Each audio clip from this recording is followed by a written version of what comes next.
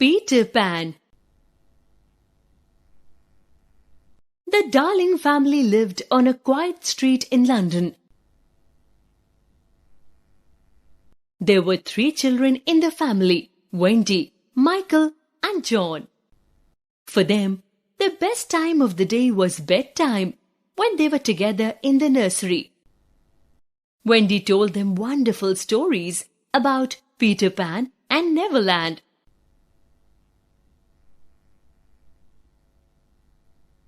Neverland was a magical place with mermaids, fairies, and pirates. John and Michael loved playing pirates. They often had fighting contests between Peter Pan and his enemy, the pirate Captain Hook. Mr. Darling, the children's father, did not like them playing these games. He blamed Wendy for this. He did not like the stories either. He said that Wendy was too old to be in the nursery with the boys. She was then given a separate room. The boys were dejected and sad. They liked listening to Wendy's stories at night. One evening, someone came to the nursery. It was Peter Pan. For a while now, he had been coming to listen to Wendy's stories. No one had seen him then. A little fairy called Tinker Bell came with him. When he heard that there would be no more stories at bedtime, he came up with a plan. Why don't you all come to the Neverland with me? You will enjoy yourself there, he told the boys. Wendy can also tell my friends some of her wonderful stories. They all thought it was a wonderful idea. Peter Pan taught them all to fly. All that was needed to fly were happy thoughts, faith, trust, and a bit of Tinker Bell's pixie dust.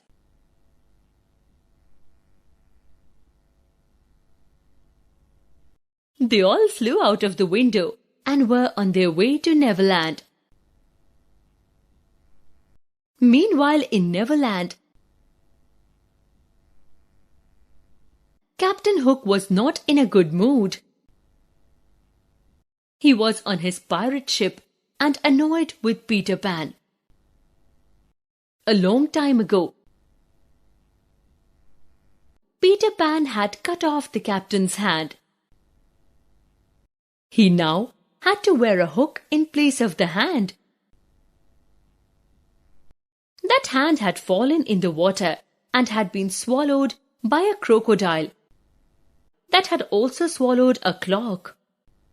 Now the crocodile tailed the captain's ship everywhere. The captain always knew when the crocodile was nearby, as he could hear the tick-tock of the clock.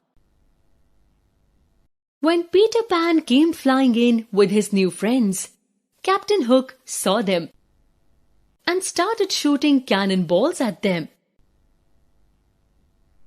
Look out, everyone! Shouted Peter. Tinker, take them to the island! I'll stay here and fight Captain Hook! Tinker Bell was upset. She was jealous of Wendy, who had become Peter Pan's close friend. One evening, while Peter, his friends, John, Michael, and Wendy were enjoying a wonderful feast, a pirate called Smee captured Tinker Bell and gave her to Captain Hook. "Oh, Miss Bell," said the captain sympathetically, "Peter Pan has treated you badly because of Wendy, isn't it? How nice it would be if we could kidnap her and take her off to the sea to scrub the decks and cook for the pirate crew." Tinker Bell thought about it. You won't hurt Peter, will you? She asked in a tinkling little voice. "Of course not," said Hook. I promise. Hook showed her a map of Neverland, and in return, she showed him the road to Peter's secret house.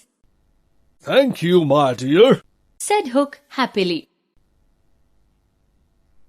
Peter Pan's hidden house was inside the trunk of an old dead tree. That night, when Wendy was tucking her brothers into bed, she talked about their parents and their home in London. The boys felt homesick and wanted to go home. Wendy invited Peter to join them, but he refused. The children climbed out of the tree, not knowing that Hook and his pirates were waiting there. They were caught and bound with ropes and marched off to the pirate ship. Oh no, said Hook. We still don't have Peter Pan. Tinker Bell felt terrible when she saw that the children were all prisoners. She knew it was her fault. What would happen to Peter? She quietly flew off to warn him. Captain Hook asked them to join him, or else they would be thrown into the sea. Something, or was it someone, came flying swiftly through the air. It was Peter Pan. He swooped down on Hook and challenged him to a duel. This time you have gone too far, Hook! He shouted. What a fight it was!